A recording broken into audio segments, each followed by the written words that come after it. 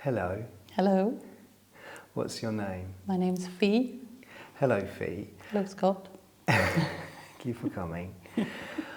Where did you grow up and where do you live now? I grew up in the Highlands of Scotland near Inverness, and I live in Perthshire, which is southern Highlands of Scotland. Right. And what's been the predominant practice, contemplative, spiritual, anything like that of your life? Yoga, all things yoga since early 20s, I think. Can't actually remember. Before I was 25, I think, around about there. Started going to a weekly class. What compelled you to go? My friends were going. I was doing aerobics and step and all that stuff that people did. And they said, oh, come to yoga, it's great, it's really, really good. And they were really enthused. So I went along and they lasted about 2 weeks and I just kept going. And I was led to it by friends and stayed. And what was it that they didn't see that you did? It was very different to all the aerobic throwing your energy away stuff that wasn't working for me. I didn't know about all the philosophy stuff. I just thought the stretching and the poses were nice. The teacher I had did drop bits of philosophy and breathing in subtly, and it just, I don't know, it just worked. What was it that worked? I kept wanting to go. I found sitting on the floor, cross-legged, really, really hard, but I overcame that. And I liked the teacher. It's really hard to put into words what kept me going. I enjoyed it. I went once a week. And then sometimes I would go twice a week and think I was really, really proper yoga person. And then the same teacher started a yoga teacher training course. And I had just, I think I was having a child, my second child, when she had her first course. So a few years later, she was running the same course, so I joined that. 18 years ago? No. Not quite, 15 years ago. And what did teacher training show you about your practice, about you, and how did you develop? I thought I wanted to do the teacher training to learn about myself. I thought, I don't want to teach, I just want to know more about the philosophy and other branches, which was fine, that was an okay reason. And then when I started the course, the two teachers said, you're going to teach, we're going to train you to teach. And that was fine because I learned a lot more and I really wanted to share what I've learned. And I will happily chat yoga to anybody who brings up the subject. So you thought you didn't want to teach, and then they said, we're going to teach you how to teach. You went, oh, all right then. Yeah, basically.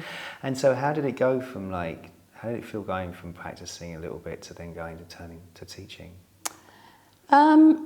It was hard's the wrong word. It was different. But I knew I had to step up because if I was going to teach other people, it had to be in me in a more regular, daily way than it had been. So it was a training, it was a learning experience, because when I was doing Ashtanga then, and Ashtanga was part of the teacher training, that was the practice we did, but there was no studio near enough me to go along to a Mysore practice on a regular basis. So it was bits and pieces of visiting teachers or an evening class once or twice a week. So my practice was my practice at home on my mat, which is always a little bit harder when you don't have the support of a community or a shala. But it seemed like it was worth it because I wanted to teach and I didn't want to be a teacher who didn't practice. So. And so when you talk about teaching yoga, what is it that you are teaching? I'm sharing what I feel works for me to people who seem interested. Not just the poses. When I teach my yoga class, the most important thing I think I can get across is that they breathe well, smoothly, consciously, and don't just do it in the class, learn to take that out. into the world. I don't care what shapes they make. Well, I do care what shapes they make, but that's secondary. I want them to come in, have a nice time, enjoy it, and so that I can feel that they're breathing well and they go away happy and hopefully want to come back. And if they have deeper questions, I will happily answer them, and I'll drop little bits in, but I don't flood them with other aspects of yoga. When you kind of like talk about, when you say the deeper questions, how do you reflect on the deeper questions in your relationship to you and your practice and life?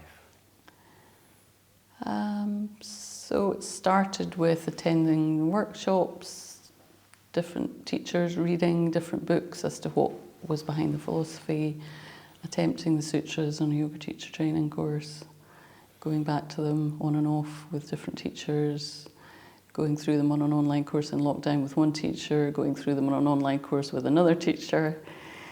I just keep revisiting it because it's too much. Well, if I find it too much to take in all at once, it has to be a little bit and then let it filter down.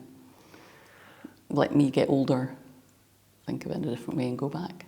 How do you think it's like, do you, when you look at the philosophy, is it something that you resonate and you see it change things in you? I do feel it resonates because I'm not a religious person. It's never really worked for me. But I knew I believed in something, that we were all connected in some way. And we had probably been here before and probably would come back again. But I didn't have a framework. And it didn't bother me. I didn't spend a lot of time trying to think, what is this? And we touched on some philosophy, the sutras, in our teacher training. And I can remember one teacher talking about Puglia and how she explained it as this little light that we all had that was all connected. And that couldn't be hurt, that couldn't be damaged by anything that happened in the world. And that was a real, wow. So that was a real kind of mind-blowing, right, okay, that's kind of what I've been feeling. And I didn't have any way to explain that or anything else to go and, any like-minded people to discuss that with, so yeah. That is a really lovely sentiment, that there is this thing that can't be hurt, can't be extinguished. Have you found that the practice and these teachings have helped you in your life as a parent, in relationships? Can you give us some examples? It's kind of an anchor, like your mat or my mat is my little space. And if I've had something traumatic, I can sit on it and just sit, or I can lie down and I can sleep, or I can cry on it, or I can just roll out and stand on it and breathe and then roll up again. And it's taught me to be a bit more patient, to breathe, pranayama, and just remember to take a breath. And it's given me a huge network of friends who I can go to and rant and know I'll be supported and not judged. Well, not a huge network of friends and a small network of people I can do that with. It's something really beautiful is when you meet people who are on to a certain degree, all on path, right? But all on this little particular path. Yeah. Yeah. What do you think that you've learned in your years of study, years of practice, that you want to share with others?